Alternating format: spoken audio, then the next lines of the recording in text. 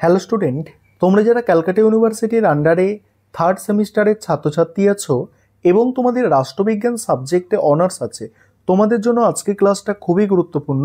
আজকে ক্লাসে তোমাদের এসইসি 3 পেপারের একটি মক টেস্টের প্রশ্নপত্র নিয়ে আলোচনা করব এবং তোমাদের সিলেবাসের মধ্যে থেকে মোস্ট ইম্পর্টেন্ট প্রশ্ন যেগুলো পরীক্ষায় আসার সম্ভাবনা সব থেকে বেশি, সেই প্রশ্নগুলো নিয়ে মক টেস্টের প্রশ্নপত্রটা তৈরি করা হয়েছে।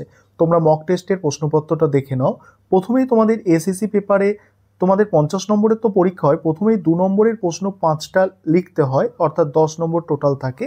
আমি 2 নম্বরের যে প্রশ্নগুলো এখানে রেখেছি তোমরা প্রথমে দেখে নাও।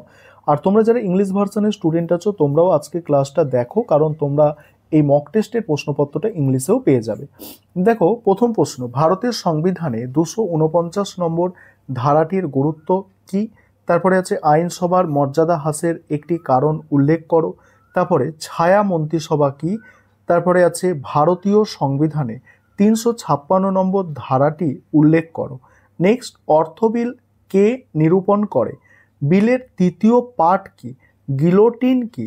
অর্পিত ক্ষমতাপ্রসূত আইন কি? এবারে তোমরা যে বড় প্রশ্ন আছে, অর্থাৎ 20 নম্বরের প্রশ্ন মডিউল 1 থেকে দুটো দেয়া থাকে, একটি প্রশ্নের উত্তর লিখতে হয়।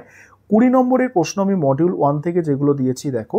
তার আগে একটা বিষয় তোমাদের বলার আছে, তোমাদের জন্য অনলাইন কোচিং ক্লাস চলছে। তোমরা যদি পরবর্তী সেমিস্টার অর্থাৎ 4th সেমিস্টারের জন্য কেউ অ্যাডমিশন নিতে ইচ্ছুক থাকো, নিচে যে নম্বর দেখতে পাচ্ছ এই নম্বরে যোগাযোগ করে 4th সেমিস্টারের জন্য অ্যাডমিশন নিতে পারো।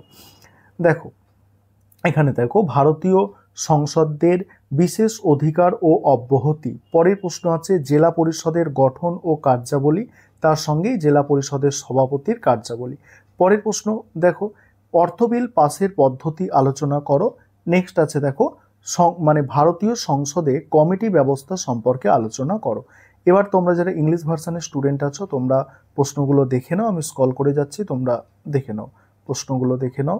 এখানে মডিউল 1, তারপরে আছে মডিউল 2, দেখে নাও, তোমরা সম্পূর্ণ দেখে নাও।